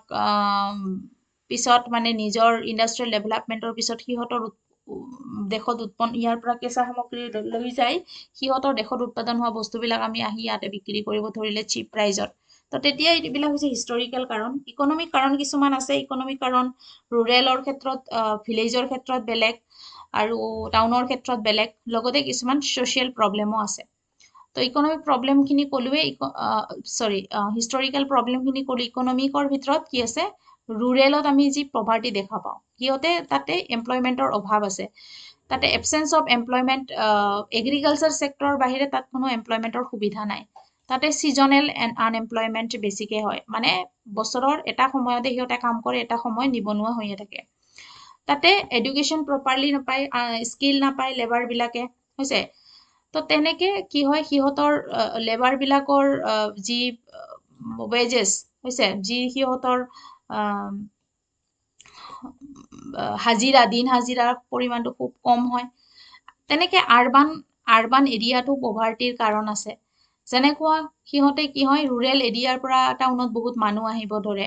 হৈছে তাৰ কাৰণে হিহতে থকা জাগা নাথাকে প্ৰপাৰলি পানী ভাল পানী খাব নাপায় পলিউশন এনভায়ৰনমেন্টত থাকে দূষিত পৰিবেশত থাকে স্লাম এৰিয়া কিছুমান গঠন কৰে যাৰ পৰিবেশ একেবাৰে বেয়া তো এইবিলাকে হৈছে ইকোনমিক কাৰণ সোশ্যাল কাৰণ যেনেকুৱা কিছুমান কাষ্ট সিস্টেম হৈছে তো এইবিলাক কিছুমান সোশ্যাল ইকোনমিক কাৰণতো মানুহে কি হয় পভাৰ্টিত বাস কৰিব লগা হয় হৈছে তাৰপিছত পপুলেশ্যনৰ প্ৰব্লেম এইবিলাক একচুৱেলি আমি কনচেপ্টৰ বস্তু পপুলেশ্যন ডেন্সিটি মানে কি যে 1 কিলোমিটাৰত কিমানখিনি মানুহে বাস কৰে সেইটো কোৱা হয় পপুলেশ্যন ডেন্সিটি আমাৰ পপুলেশ্যন বহুত গ্ৰথ হৈ আছে জনসংখ্যা বহুত বৃদ্ধি হৈ আছে সেই কাৰণে মানুহখিনিয়ে কি কৰিব পৰা নাই ৰিসোৰ্সখিনি ভালকে ইউটিলাইজ কৰিব পৰা নাই ৰিসোৰ্সৰ ডিমান্ড বাঢ়ি গৈছে সেক্স ৰেশিও আমাৰ 100 মেলছৰ বিপৰীতে কিমানজন ফিমেল আছে তাক সেক্স ৰেশিও বুলি কোৱা হয় আমাৰ সেক্স ৰেশিও ইণ্ডিয়াত 940 এইটো বৰ্তমান এক্সাক্ট কিমান চাই লব তাৰ ভিতৰত কেৰালাত বেছি আৰু লোয়েষ্ট হাৰিয়ানাত সেক্স ৰেশিওটো তো এইখিনি অসমৰ কিছুমান পইণ্ট দিছে চাব পাৰে কিন্তু লেটেষ্ট এটা নাই কাৰণে মই ডিসকাস কৰা নাই ইয়াতে তো পপুলেশ্যন গ্ৰথৰ কাৰণ কি কি হ'ব পাৰে এইবিলাক ৰিলেটেড হাই বাৰ্থ ৰেট বহুত মানুহ জন্ম দি আছে মানে জন্ম ৰেটটো বহুত বৃদ্ধি পাইছে তাৰ পিছত ইলিটাৰেসি শিক্ষা দীক্ষা নাই পভাৰ্টি তাৰ পিছত সোশিয়াল কিছুমান কনসিয়াসনেছৰ অভাৱ মানুহৰ মাজত তাৰপিছত পপুলেশ্যন এডুকেশ্যন নাপায় সিহঁতে তো তেনেকে আমাৰ জনসংখ্যা বৃদ্ধি হৈ আছে ইণ্ডিয়া ৱৰ্ল্ডৰ ভিতৰত হাইয়েষ্ট পপুলেটেড কান্ট্ৰি হিচাপে বৰ্তমান থিয় দিছে আনএমপ্লয়মেন্টৰ প্ৰব্লেম আনএমপ্লয়মেন্ট মানে মানুহখিনিয়ে কৰ্ম সংস্থান নাপায় হৈছে তো ইকনমিত আনএমপ্লয়মেন্ট বুলিলে কি বুজায় এইটো এটা ইম্পৰ্টেণ্ট কথা ইকনমিত সেইবিলাক মানুহকে আনএমপ্লয়মেন্ট বুলি কোৱা হয় যাৰ এবিলিটি আছে এনেকুৱা নহয় যে যোনে যোনে কাম নকৰে সেইবিলাকক আনএমপ্লয়েড বুলি কোৱা হয় আনএমপ্লয়েড কোনবিলাকক কোৱা হ'ব যাৰ কৰিব পৰা এবিলিটি আছে সাপোজ গ্ৰেজুৱেট মানুহ ইণ্ডিয়াত বহুত আছে সিহঁতৰ এবিলিটি বহুত আছে শিক্ষা দীক্ষা আছে কিন্তু সিহঁতে কৰ্ম কৰাৰ সুবিধা নাপায় কতক ভাল কোম্পানী নাই বা কোনে সিহঁতক চৰকাৰৰ চাকৰি নাই তো তেনেকে they do not get any opportunity to do so তো সেইবিলাককহে ইকনমিত কি কোৱা হয় আনএমপ্লয়েড বুলি কোৱা হয় হৈছে দুই ধৰণৰ এমপ্লয়েড থাকে এটা ৰুৰেল আৰু এটা হৈছে আৰবান ৰুৰেল আনএমপ্লয়মেন্টতো দুটা ক্যাটাগৰী দেখা পোৱা যায় এটা কোৱা হয় সিজনেল আৰু এটা কোৱা হয় ডিসগুইস্ড সিজনেল মানে কি হয় বছৰৰ বহুতখিনি সময়ত এটা সিজনত সিহঁতে কাম কৰে এটা সময়ত বিশেষকৈ এগ্ৰিকালচাৰ সেক্টৰত যেতিয়া সিহঁতে খেতি কৰে তেতিয়া কাম কৰি থাকিব আৰু যেতিয়া খেতি বাতি নাথাকে তেতিয়া সিহঁতে কি কৰিব থাকিব কাম নাথাকিব সিহঁতৰ ডিসগুইস্ড মানে ডিসগুইজ এমপ্লয়েড সেইখিনিয়ে যোনখিনি মানে কি হয় সেইখিনি হিডেন আনএমপ্লয়েড বুলি কোৱা হৈছে মানে কি হয় এগ্ৰিকালচাৰ সেক্টৰত সাপোজ এটা মানুহ এজন মানুহে খেতি কৰে তাতে লাগে দুটা মানুহ কিন্তু তাতে নিয়োজিত হৈ আছে 6টা মানুহ তো সেইখিনিক 4টা মানুহ এক্সট্ৰা হৈ গ'ল নে নাই তো সেইখিনিক ডিসগুইজ আনএমপ্লয়েড বুলি কোৱা হয় আৰবানৰ ক্ষেত্ৰত বিশেষকৈ ইণ্ডাষ্ট্ৰিয়েল আৰু এডুকেটেড হৈছে যোনে ইণ্ডাষ্ট্ৰিত কাম কৰাৰ সুবিধা নাপায় আৰু যোনে এডুকেটেড আনএমপ্লয়মেন্টও জানো পঢ়া শুনা কৰা আছে কিন্তু সিহঁতে কোনো চাকৰি বাকৰি নাই তো এইখিনি হৈছে এমপ্লয়মেন্টৰ ক্ষেত্ৰত কোৱালিটেটিভ ষ্টেণ্ডাৰ্ড অফ এমপ্লয়মেন্ট এতিয়া মানুহে যে এমপ্লয়েড কৰে চাকৰি কৰে কোনোবাত কাম কৰি আছে অকল অলপ পইচা দিছে সেইখিনিৰে সিহঁতে পেটে ভুকে খাই আছে তো সেইটো কোৱালিটেটিভ ষ্টেণ্ডাৰ্ড অফ এমপ্লয়মেন্ট বুলি নকয় ভাল এমপ্লয়েড হ'বৰ কাৰণে তাতে সিহঁতক কি দিব লাগিব কিছুমান বেসিক ফেচিলিটি দিব লাগিব যেনেকুৱা ইনস্যুৰেন্স তাৰ পিছত পিএফ ফান্ড থাকিব লাগিব বা ফ্ৰী মেডিকেল ফেচিলিটি থাকিব লাগিব তেতিয়াহে তাক কোৱালিটেটিভ ষ্টেণ্ডাৰ্ড অফ এমপ্লয়মেন্ট বুলি কোৱা হ'ব তাৰপিছত ওয়াৰ্কাৰ পপুলেশ্যন ৰেশিও এইটো ইম্পৰ্টেণ্ট নহয় এমপ্লয়মেন্টৰ কাৰণবিলাক এই একে হাই পপুলেশ্যন ৰেট জবলেছ এগ্ৰিকালচাৰ ডেভেলপমেন্টত ষ্ট্ৰেংথেন কোনো ধৰণৰ ভাল টেকনলজি ইউজ কৰিব পৰা নাই এতিয়ালৈকে আমাৰ এগ্ৰিকালচাৰ সেক্টৰটো কি হৈ আছে এতিয়াও আন্ডাৰ গ্ৰোথ হৈ আছে তাৰপিছত স্লো ৰেট অফ ইণ্ডাষ্ট্ৰিয়েলাইজেশ্যন ভালকে আমাৰ ইণ্ডাষ্ট্ৰিবিলাক গঢ় ল'ব পৰা নাই এডুকেশ্যন চিষ্টেমটোও ঠিকমতে কৰিব পৰা নাই সেইকাৰণে আমাৰ কি হৈ গৈছে আনএমপ্লয়মেন্টৰ সংখ্যা বৃদ্ধি পাইছে তাৰ পিছৰ প্ৰব্লেমটো হৈছে ইনফ্লেশ্যন মূল্যবৃদ্ধি হৈছে মূল্যবৃদ্ধি মানে কি হৈছে যে এটা continuous rise in a general price level is known as inflation মানে এটা বস্তুৰ দাম যদি কন্টিনিউয়াস লেভেলত বাঢ়ি গৈ থাকে তাকে ইনফ্লেশ্যন হোৱা বুলি কোৱা হয় মূল্যবৃদ্ধি হোৱা বুলি কোৱা হয় হৈছে ইনফ্লেশ্যনটো দুটা ফেক্টৰে কাম কৰে কি দুটা কাৰণত হ'ব পাৰে এটা ডিমান্ড বেচিছত এটা কষ্ট পুশ বেচিছত ডিমান্ড পুলটো কাক কোৱা হয় মানে যদি কোনোবা এটা বস্তু কমোডিটিৰ যেতিয়া ডিমান্ড বেছি ডিমান্ড মানে আমি কৈছোৱে যে মোৰ হাতত পইচা আছে মোক বস্তুটো লাগে তো কি হ'ব সবে কিনিব বিচাৰিব বস্তুটো ডিমান্ড বাঢ়িছে সব মানুহে কিনিব বিচাৰিব তো যাৰ কাৰণে কি হ'ব যোনে বিক্ৰী কৰে তে পইচাৰ দামটো বেছি দিব মানুহৰ হাততো পইচাৰ অভাৱ নাই ডিমান্ডহে বেছি বাঢ়িছে তো সেইটো কোৱা হয় ডিমান্ড পুল ইনফ্লেশ্যন আৰু কষ্ট পুল ইনফ্লেশ্যনটো কি হয় কষ্ট পুল ইনফ্লেশ্যনটো হ'ব পাৰে কষ্ট অফ প্ৰডাকশ্যনৰ কাৰণে অৰ্থাৎ বস্তু এটাৰ যেতিয়া প্ৰডাকশ্যন কৰিব লগা হয় তাত বহুত ইণ্টাৰমিডিয়েট বস্তুৰ প্ৰয়োজন হয় প্ৰডাকশ্যনৰ নামত লেবাৰ লাগে হৈছে মাটি লাগে তো যেতিয়া আমাৰ লেবাৰৰ ৱেজেছটো বাঢ়ি যাব লাগে বাঢ়ি গ'ল হৈছে তো এতিয়া আমাক নিবনুৱা যোনখিনি তাতে আমাৰ লেবাৰ আছে সেইখিনিক পইচা বেছিকে দিব লগা হয় বা আমাৰ কেতিয়াবা আমি প্ৰফিটো বিচাৰিম বেছিকে বা মাটিৰ দামটো বাঢ়ি গ'ল কেপিটেল বাঢ়ি গ'ল তো সেই গোটেইখিনি কষ্ট বাঢ়ি যোৱাৰ কাৰণে বস্তুটোৰ দামো বাঢ়ি গ'ল ইনফ্লেশ্যনো হৈ গ'ল তো সেইটো কোৱা হয় কষ্ট পুল ইনফ্লেশ্যন কষ্ট পুল ইনফ্লেশ্যন বস্তুৰ দাম বাঢ়াৰ কাৰণে ইনফ্লেশ্যন হয় সেইটো ইকনমিৰ ক্ষেত্ৰত ইমান বেয়া নহয় তাৰপিছত আহিব অপেন এণ্ড ছাপ্ৰেছড ইনফ্লেশ্যন অপেন আৰু ছাপ্ৰেছড অপেনটো হৈছে যে যেতিয়া বস্তু এটাৰ যেতিয়া দাম বাঢ়ি যায় তাতে কোনো ধৰণৰ মানে কি নাথাকে কন্ট্ৰোল নাথাকে no control over the rise in prices and there is unrestricted rise in প্ৰাইজেস বস্তুৰ দাম ইমান বাঢ়ি গৈ আছে তাত কোনো কন্ট্ৰোলে নাই তো সেইটোক ওপেন ইনফ্লেশ্যন বুলি কোৱা হয় মুক্ত মূল্যবৃদ্ধি কিন্তু গভৰ্ণমেণ্টে যেতিয়া কি কৰে ইনফ্লেশ্যনটো কমাবৰ কাৰণে কিছুমান মিজাৰ হাতত লয় কিছুমান এনেকুৱা ৰেষ্ট্ৰিকশ্যন আনি দিয়ে হৈছে কিছুমান পাব্লিক ডিষ্ট্ৰিবিউশ্যন চিষ্টেমত কিছুমান ৰেষ্ট্ৰিকশ্যন আনি দিয়ে গভৰ্ণমেণ্টে তো সেই মূল্যবৃদ্ধিটো গভৰ্ণমেণ্টে কণ্ট্ৰল কৰিব চেষ্টা কৰে তেতিয়া তাক কি বুলি কোৱা হয় ছাপ্ৰেছড ইনফ্লেশ্যন বুলি কোৱা হয় হৈছে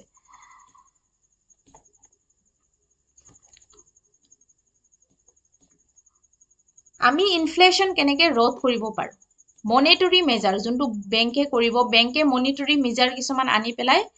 হৈছে কিছুমান বিত্তীয় এনেকুৱা মেজাৰমেণ্ট আনি পেলাই ইনফ্লেশ্যনটো ৰোধ কৰিব পাৰে ফিস্কেল মেজাৰমেণ্ট যোনটো চৰকাৰে কৰিব আৰু কিছুমান নন মনিটৰী মেজাৰমেণ্টো আছে যোনটো মানিৰ লগত জড়িত নহয় মনিটৰী মেজাৰমেণ্ট কোনে আনিব বেংক ৰেটৰ যোগেদি বেংকে আনিব হৈছে তো চেন্ট্ৰেল বেংকে কি কৰে যে যোনটো ৰেটত কমাৰ্চিয়েল বেংকক লোন দিয়ে সেইটোকে বেংক ৰেট বুলি কয় এইটো পৰীক্ষাত আহিব পাৰে বেংক ৰেট কাক কয় যি ৰেটত চেন্ট্ৰেল বেংকে বাকি কমাৰ্চিয়েল বেংকবিলাকক লোন দিয়ে হৈছে যি ৰেটত যি ইণ্টাৰেষ্ট ৰেটক সেইটো বেংক ৰেট বুলি কোৱা হয় চেন্ট্ৰেল গভৰ্ণমেণ্টে বাকি কমাৰ্চিয়েল বেংকক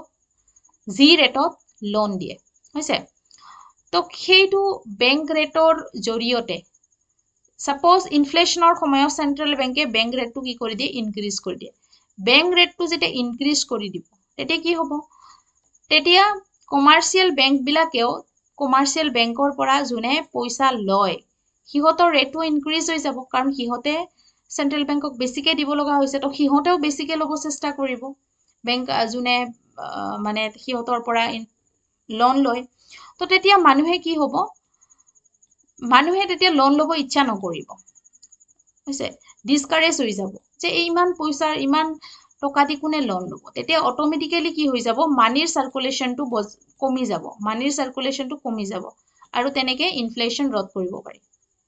হৈছে তো এইবিলাক মনিটৰী মেজাৰ ফিস্কেল মেজাৰটো কি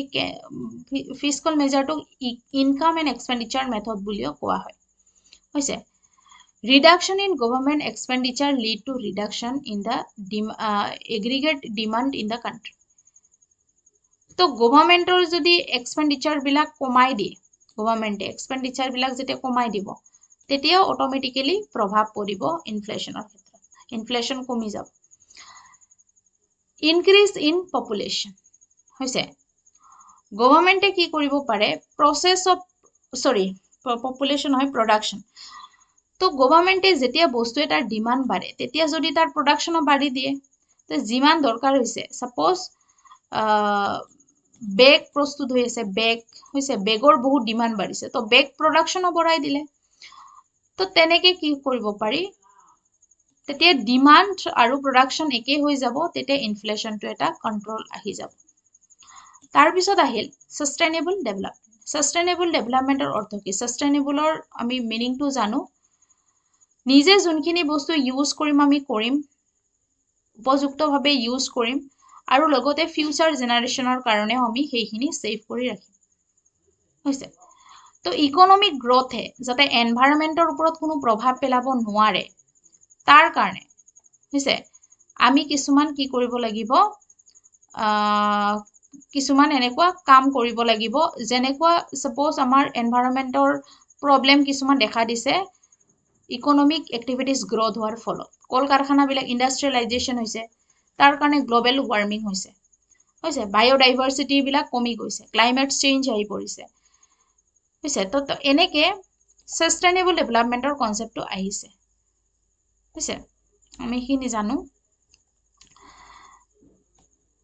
গ্ৰীণ ইকোনমি মানেও একেটাই বস্তু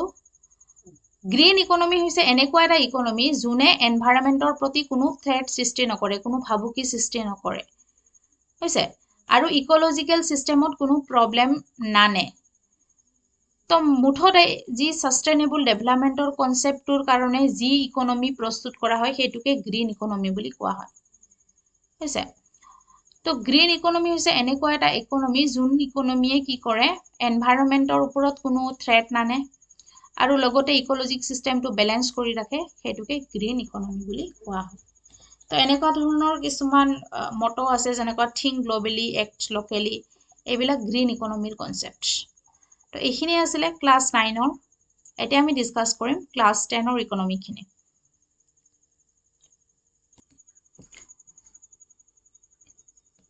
ইয়াৰ প্ৰথম চেপ্টাৰটো হৈছে মানি আৰু বেংকিং মানি এণ্ড বেংকিং তো আমি জানো মানি অহাৰ আগতে আমাৰ প্ৰথমতে বাৰ্টাৰ সিস্টেম চলিছিলে তো ইয়াতে বাৰ্টাৰ সিস্টেম আৰু ইয়াৰ ডিসএডভান্টেজৰ কথা কোৱা হৈছে মানিৰ কেনেকৈ ইভালুৱেশ্যন হল মানিৰ ক্যাৰেক্টাৰিষ্টিক্স ফাংচন ক্লাসিফিকেশন ইয়াৰ ৰোল এইবিলাকৰ বিষয়ে ডিসকাস কৰা হৈছে লগতে বেংক বিলাকৰ কথা যোনটো আমি আগতে পাই আহিছো সেইখিনিৰ কথা আৰু নন বেংকিং ফাইনেন্সিয়েল ইনষ্টিটিউশন কিছুমানৰ কথা ডিসকাস কৰা হৈছে তো বাৰ্টাৰ সিস্টেমটো কেনেকুৱা আছিলে যেতিয়া আমি বস্তুৰ বিনিময়ত বস্তুটো লওঁ তো barter is a direct exchange of commodities against commodities মানে সাপোজ আমাক চাউল লাগে আৰু কাৰোবাৰ আছে এপল তো আমি চাউল আমি তেওঁৰ পৰা আমাক লাগে চাউল তো তেওঁৰ পৰা আমি চাউল লম তেওঁ আমাৰ পৰা এপলটো ল'ব তো সেইটো ডাইৰেক্ট কি হৈ গ'ল এক্সচেঞ্জ হৈ গ'ল বস্তুৰ এক্সচেঞ্জ হোৱাকে বাৰ্টাৰ সিস্টেম বুলি কোৱা হয় তো আমি এইটো বহুত আগতে চলিছিলে যেতিয়া মানিৰ ইভালুৱেশ্যন হোৱা নাছিলে তো ইয়াতে বহুত ডিসএডভান্টেজেস আছিলে এইখিনি মানুহে যথেষ্ট অসুবিধা পাইছিলে হৈছে তো তাৰ ভিতৰত প্ৰথমটো হৈছে lake of double coincidence of one তো এতিয়া যে মই ক'লো মোক চাউল লাগে কিন্তু মোৰ লগত আছে এপল সেইজন মানুহক আকৌ কি নালাগিব পাৰে এপল নালাগিব পাৰে তো তেতিয়া আমাৰ কি হ'ব অসুবিধা হ'ব সাপোজ দুজনৰে মিল নাথাকিব পাৰে ওৱান্সৰ নেক্সট হৈছে barter system lacks of common unit of account barter সিস্টেমত কোনো কমন ইউনিট নাই হৈছে তো এটা এপেলৰ এগেইনষ্টত মই চাউল খুজিছো তো দুটাৰ মাজত কোনো কমন নাই যে কিমানখিনি এপেলৰ ইউনিট চাউলৰ ইউনিট দুটাৰ মাজত কোনো সামঞ্জস্য নাই এপেল আৰু চাউল তো তেনেকে কমন ইউনিট আমি ইয়াতে দেখা নাপাওঁ লগতে বাৰ্টাৰ সিস্টেমটো কি নকৰে choose to operate when commodities are invisible মানে কি হয় এতিয়া সাপোজ এক্সাম্পল দিছে এলিফেন্ট এটা বহুত ডাঙৰ হাতী এটা বহুত ডাঙৰ আমাক যদি ব্ৰেড লাগে আৰু কাৰোবাক যদি হাতী লাগে আমি এনেকে এক্সচেঞ্জ কৰিব পাৰিম নেকি হৈছে তো সেইটো অসুবিধা হ'ব তাৰ পিছত হৈছে barter system lacks a store value of goods and service barter সিস্টেমত আমি কি কৰিব নোৱাৰো বস্তুবিলাক আমি ষ্টৰ কৰি ৰাখিব নোৱাৰো মানে সাপোজ এটা বস্তুৰ বিনিময়ত যেটো বস্তু আমি সাপোজ এপল আনিছো এপলটো আমি কিমান দিনলৈনো ষ্টৰ কৰি ৰাখিব পাৰিম বেছি দিনলৈ নোৱাৰিম তো সেইটো এটা অসুবিধা ইয়াতে আহি পৰিব তো এনেবিলাক অসুবিধাৰ কাৰণে আমাৰ কি আহিলে মানিৰ ইভালুৱেশ্যন হল কিন্তু মানিৰ ইভালুৱেশ্যন একেবাৰে হোৱা নাছিলে এইবিলাকৰ বহুত ষ্টেজেছ আছে যেনেকুৱা কি আছিলে প্ৰথমতে তো দেখিলো আমি বাৰ্টাৰ সিস্টেমত কি হৈছিলে বস্তুৰ এগেইনষ্টত বস্তু আমি কি কৰিছিলো এক্সচেঞ্জ কৰিছিলো সেকেন্ড ষ্টেজত কি কৰা হৈছিলে মানিৰ পৰিৱৰ্তে এনিমেল ইউজ কৰা হৈছিলে মানে বিশেষকৈ ইউজ কৰা হৈছিলে ছাগলী সাপোজ মোক চাউল লাগে, মই ছাগলী দি পেলাই সেইজন মানুহৰ পৰা কি কৰিম, চাউল লৈ আহিম হৈছে। তো সেই ছাগলীটো এটা মিডিয়াম হিচাপে ইউজ কৰা হৈছিল। থাৰ্ড ষ্টেজত মেটেলিক কিছুমান মানিৰ উদ্ভাৱন হৈছিলে, যেনেকুৱা গল্ড, চিলভাৰ এনেকুৱা ধৰণৰ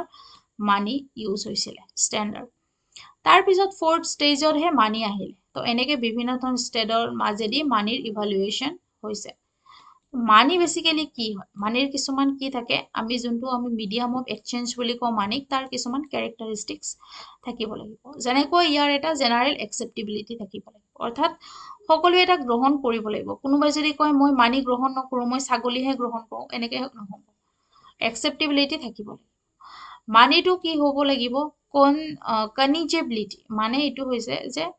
মানিটোৰ এটা প্ৰপাৰ আইডেণ্টিফিকেশ্যন থাকিব লাগিব। অৰ্থাৎ আমি যদি 10 টকা বিচাৰোঁ, 10 টকীয়া সেই নোটখন থাকিব লাগিব, নোটখন চিনাক্তকৰণ হ'ব লাগিব, মানে সেইটোৱে। মানি হেভ ডিউৰেবিলিটি, মানে মানিটো কি থাকিব লাগিব, এতিয়া ফিছ, এগ এনেকুৱা এক্সাম্পল দিছে,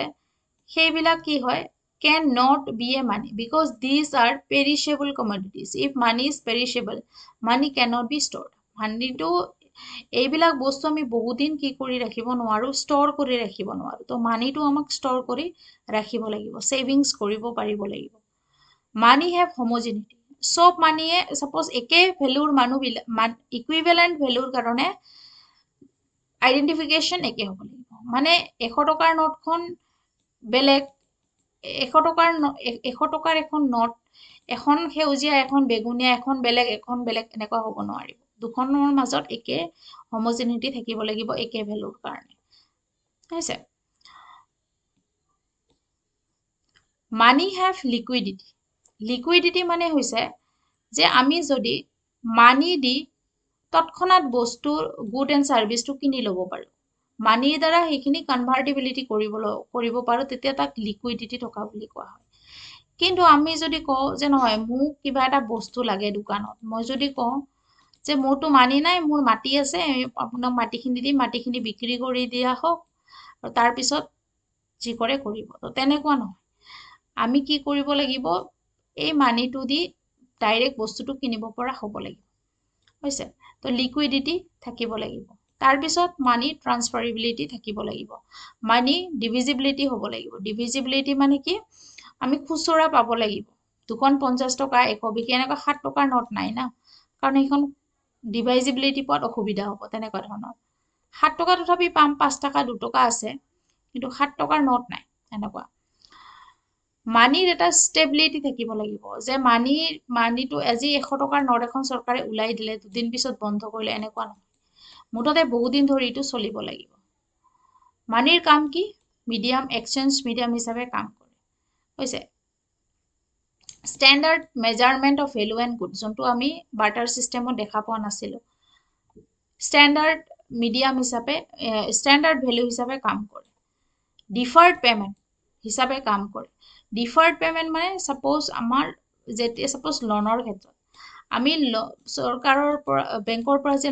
লোনটো লগে লগে ঘূৰাই নিদিওঁ, পিছত দিওঁ, তো এই মানিৰ দ্বাৰা ডিফাৰ্ড পেমেণ্টটো সুবিধা আছে। Money function is a store of value, মানিটো ষ্ট'ৰ কৰিব পাৰিব লাগিব হৈছে। ইয়াতে বিভিন্ন ধৰণৰ মানিৰ কথা ডিছকাশ্যন কৰা হৈছে। কমডিটি মানিত আমি দেখিলোঁ বস্তুৱে মানি আছিলে, আগতে বস্তুৰ সলনি বাৰ্টাৰ ছিষ্টেমত বস্তু দিয়া হৈছিলে, তো সেই বস্তুটোৱে মানি আছিলে। তাৰপিছত এনিমেল ইউজ কৰিব ধৰিলে, বস্তু কিনাৰ বিনিময়ত আমি ছাগলী ইউজ কৰিছিলোঁ, এনিমেল ইউজ কৰিছিলোঁ, তো সেইটোক এনিমেল মানি বুলি কোৱা হয়। ছাগলীটোক মানি বুলি কোৱা হয়। মেটেলিক মানি মানে গল্ড, চিলভাৰ এইবিলাক মেটেল দি আমি বস্তু কিনিছিলোঁ আগতে। ছাপ'জ আমাক এখন বিচনা কিনিব লাগে, আমি গল্ড দিলোঁ, তো সেই ক্ষেত্ৰত মেটেলটো, গল্ডটো হ'ব মানি। পেপাৰ মানিটো আমি জানো, পেপাৰ ইউজ কৰা হৈছিলে। নেক্সট লিগেল টেণ্ডাৰ মানি। লিগেল টেণ্ডাৰ মানি মানে হৈছে কি, এইটো জেনাৰেল একচেপ্টেবিলিটিৰ ওপৰত মই যোনটো ক'লোঁ, যে মই যদি দোকানত যাওঁ, মই যদি কওঁ মোক এখন বস্তু লাগে,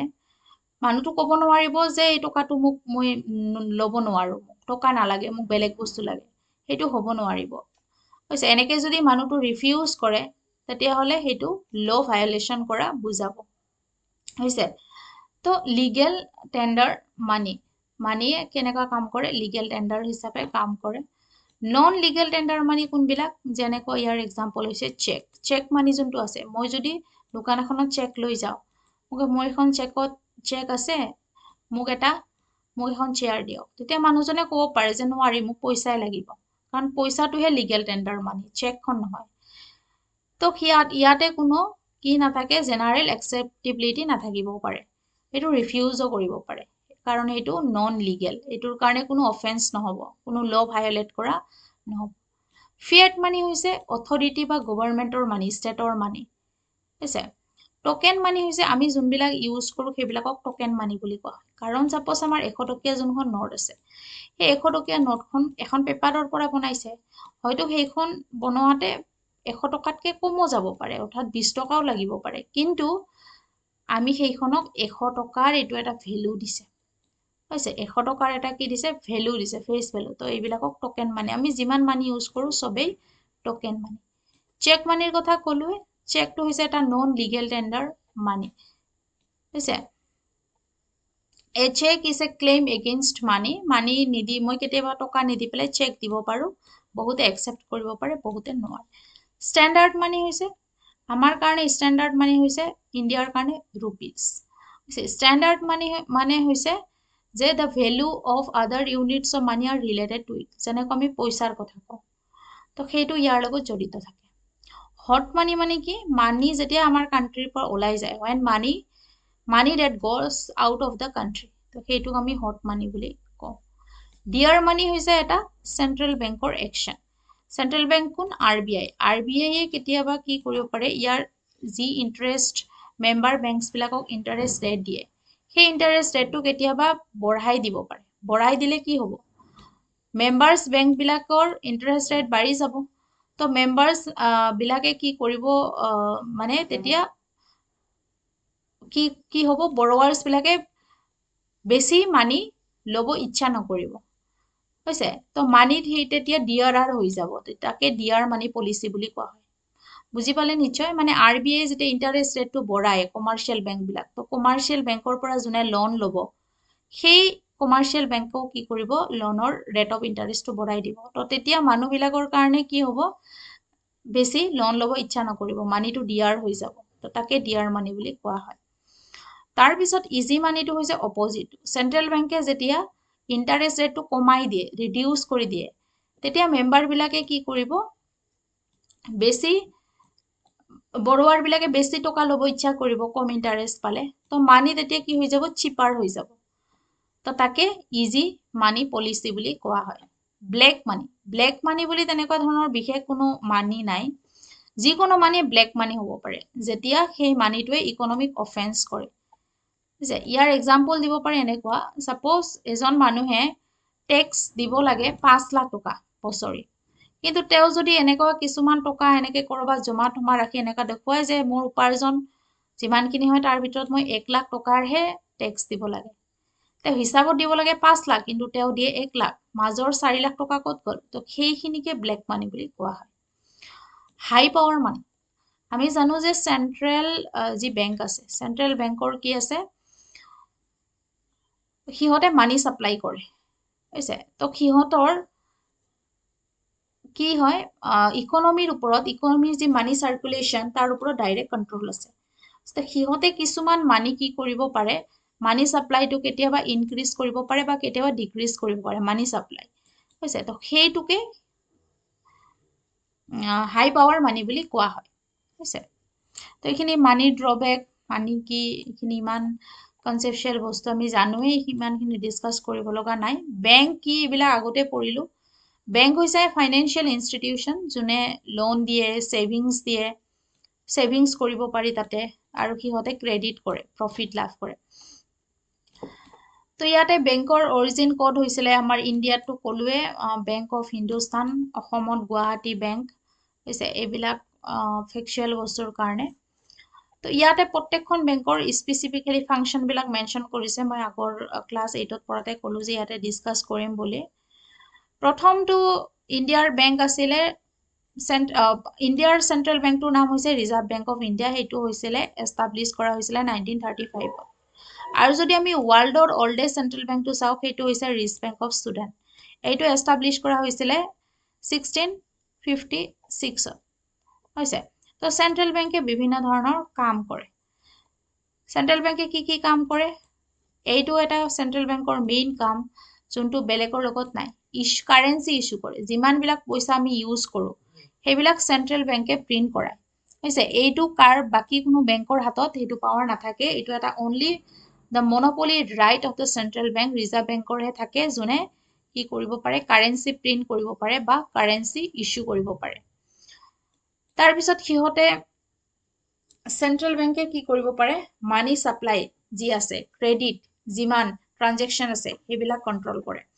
হৈছে। চেণ্ট্ৰেল বেংকক বেংকাৰ অফ অল বেংকছ বুলি কোৱা হয়। মানে আমি বেংকৰ পৰা যেনেকৈ লোন লওঁ, তাতে পইচা জমা কৰোঁ, তেনেকৈ বাকী বেংকবিলাকে চেণ্ট্ৰেল বেংকৰ ওপৰত চেণ্ট্ৰেল বেংকত পইচা জমা থয়, তাৰ পৰা লোন লয়। তো চেণ্ট্ৰেল বেংকক banker of the bank other banks বুলি কোৱা হয়, banker of other banks. Central গভৰ্ণমেণ্টে গভৰ্ণমেণ্টৰ ফাইনেন্সিয়েল এডভাইজাৰ এজেণ্ট হিচাপে কাম কৰে। চেণ্ট্ৰেল বেংকৰ হাতত কি থাকে, ফৰেইন এক্সচেঞ্জ ৰিজাৰ্ভ থাকে। মানে ছাপ'জ আমাৰ মানি আছে, আমি যেতিয়া আমেৰিকাত যাম, বাহিৰত যাম, তেতিয়া আমাক ডলাৰৰ প্ৰয়োজন হ'ব, তেতিয়া আমি যাই পেলাই ৰিজাৰ্ভ বেংকৰ পৰা সেইখিনি কনভাৰ্ট কৰি ল'ব পাৰোঁ হৈছে। তো যিমানবিলাক ট্ৰানজেকশ্যন আছে লেণ্ডিং বৰয়িং বেংকছবিলাকৰ, তো সেইবিলাক কোনে ক্লিয়াৰ কৰে, চেণ্ট্ৰেল বেংকে কৰে হৈছে। তো ইয়াৰ উপৰিও কিছুমান ছ'চিঅ' ডেভেলপমেণ্ট কামো চেণ্ট্ৰেল বেংকে কৰে হৈছে। যেনেকৈ সিহঁতে ফাণ্ড ৰিলিজ কৰি দিয়ে এগ্ৰিকালচাৰ ছেক্টৰত, বহুত স্কিম চলায়, এনেকুৱা বহুত ধৰণৰ বেলেগ বেলেগ কামো কৰে। কমাৰ্চিয়েল বেংকবিলাক জানো, কমাৰ্চিয়েল বেংকবিলাক আমাৰ আছিলে যেনেকুৱা SBI, বেংক অফ বৰোদা, যিমানবিলাক আমাৰ কাম কাজবিলাক বিশেষকৈ কমাৰ্চিয়েল বেংকতে হয়। কমাৰ্চিয়েল বেংকে বিশেষকৈ ছেভিংছৰ কাম কৰে, তাতে কাৰেণ্ট ছেভিংছ একাউণ্ট খুলিব পাৰি। তাৰপিছত FD, যাক ফিক্স ডিপজিট বুলি কোৱা হয়, লগতে ছেভিং আমি তাতে কৰিব পাৰোঁ, তাতে পইচা জমা ৰাখিব পাৰোঁ। আৰু কমাৰ্চিয়েল বেংকবিলাকে বেংক লোনছ অফাৰ কৰিব।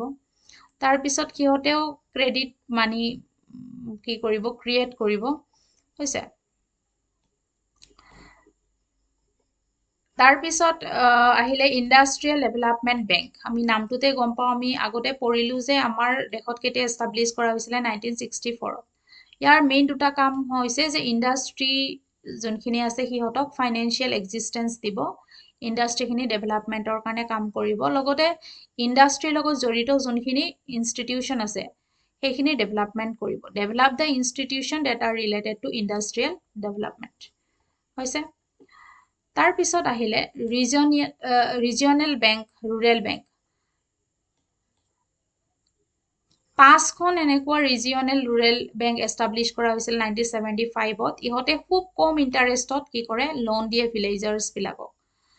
হৈছে। লগতে ছেভিংছ আৰু ইনভেষ্টমেণ্ট কি কৰে, এক্টিভিটিছবিলাক চলায়। তাৰপিছত নাবাৰ্ডৰ কথা আমি ডিছকাছ কৰিছোঁ 1985-ত। নাবাৰ্ডৰ ফুল ফৰ্ম হৈছে national bank for agriculture and rural Development হৈছে। আৰু যিমানবিলাক ৰুৰেল এৰিয়াত যিমানবিলাক বেংক আছে তাৰ এপেক্স বেংকখন হৈছে নাবাৰ্ড হৈছে। ইহঁতেও কি কৰে, কম ইণ্টাৰেষ্টত লোন প্ৰভাইড কৰে হৈছে। ৰুৰেল স্কিম যোনখিনি গভৰ্ণমেণ্টে চলায় সেইখিনিৰো ইভালুৱেট কৰে হৈছে। সিহঁতে ট্ৰেইনিং দিয়ে, প্ৰগ্ৰাম অৰ্গেনাইজ কৰে বেনিফিচিয়াৰিজৰ কাৰণে। তো এইবিলাক নাবাৰ্ডৰ কাম।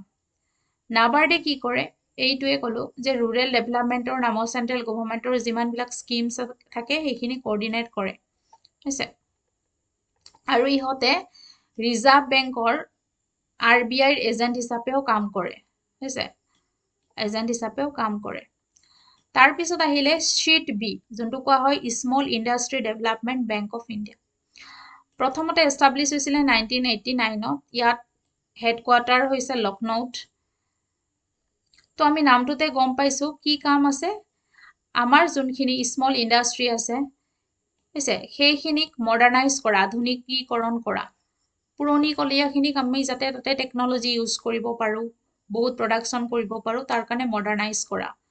লগতে মাৰ্কেট প্ৰডাকশ্যন বিলাকৰ কাৰণে মাৰ্কেট তৈয়াৰ কৰা, এমপ্লয়মেণ্ট অপৰচুনিটি বৃদ্ধি কৰা, লগতে financial corporation, industrial corporation, commercial bank সেইবিলাকক লোন অফাৰ কৰা। তাৰপিছত আহিলে এইখিনি হ'ল banking. Non banking financial institution কিছুমান আছে যোনখিনিক নন বেংকিং বুলি কোৱা হয়। এইকাৰণে সিহঁত বাকী বেংকছবিলাকৰ নিচিনা একেই, সিহঁতে ছেভিংছ কৰে, লোন দিয়ে হৈছে, কিন্তু মেইন ডিফাৰেঞ্চ সিহঁতৰ এইকাৰণে থাকে যে যোনখিনি নন বেংকিং থাকে সেইখিনিয়ে কি কৰিব পাৰে, চেকৰ সহায়ত তাৰ পৰা পইচা ওলাব নোৱাৰি। যোনটো আমি বেংকৰ পৰা চেকৰ সহায়ত পইচা ওলাব পাৰি, কিন্তু এই নন বেংকিং ফাইনেন্সিয়েল ইনষ্টিটিউশ্যনৰ পৰা চেকৰ সহায়ত পইচা ওলাব নোৱাৰি, উইথড্ৰ কৰিব নোৱাৰি। আৰু লগতে ইহঁতে কোনো ডিপজিটৰৰ ৰিস্কবিলাক কাভাৰ নকৰে। যেনেকে আমি যেতিয়া SBI যেতিয়া পইচা জমা থ'ম আমি নিশ্চিন্ত মানে থাকিব পাৰোঁ, আমাৰ এটা চিকিউৰিটি আছে পইচাৰ। কিন্তু আমি এনেকুৱা এটা কিছুমান বহুত নাম আছে নহয় এনেকুৱা নন বেংকিং বিলাকৰ ওচৰতে থাকে, আমাৰ বিশেষকে ভিলেজ এৰিয়াত বহুত হাই ইণ্টাৰেষ্টত ইহঁতে লোন দিয়ে, কিন্তু নন বেংকিং য'ত কি নাই কোনো চিকিউৰিটিও নাই, ৰিস্ক ফেক্টৰ থাকে। তাৰ কাৰণে এইবিলাক বেংকৰ পৰা বহুত ফ্ৰড কেছ আমি দেখা পাওঁ, ফ্ৰড হোৱা দেখা যায়। মানে মানুহক ঠগি সোপা পইচা লৈ যায়, তাতে কোনো পইচাৰ ৰিস্ক কাভাৰ নকৰে সিহঁতে। কিন্তু নন বেংকিং ছেক্টৰটো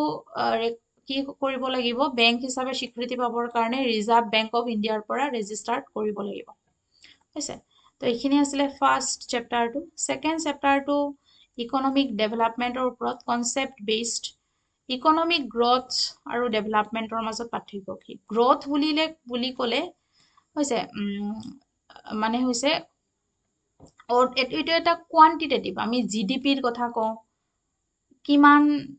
মানে GDP হৈছে টকা হিচাপত আমি কোৱান্টিটেটিভ ভেলুটো ইয়াতে মেজাৰ কৰোঁ।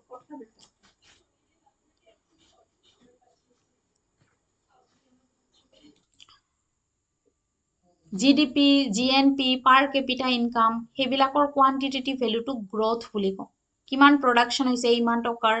ইমান ডলাৰ, তো সেইটো এটা কোৱান্টিটেটিভ ভেলু, সংখ্যাগত ভেলু। কিন্তু ডেভেলপমেণ্টৰ যোনটো মিনিং, কনচেপ্ট, সেইটো এটা ৱাইডাৰ মানে পিকচাৰ, য'ত আমি কোৱালিটেটিভ কনচেপ্ট আনো হৈছে। ইয়াতে আমি ইকনমিকেলি অকল নাচাওঁ, ছ'চিয়েল ফেক্টৰ্ছবিলাকো চাওঁ।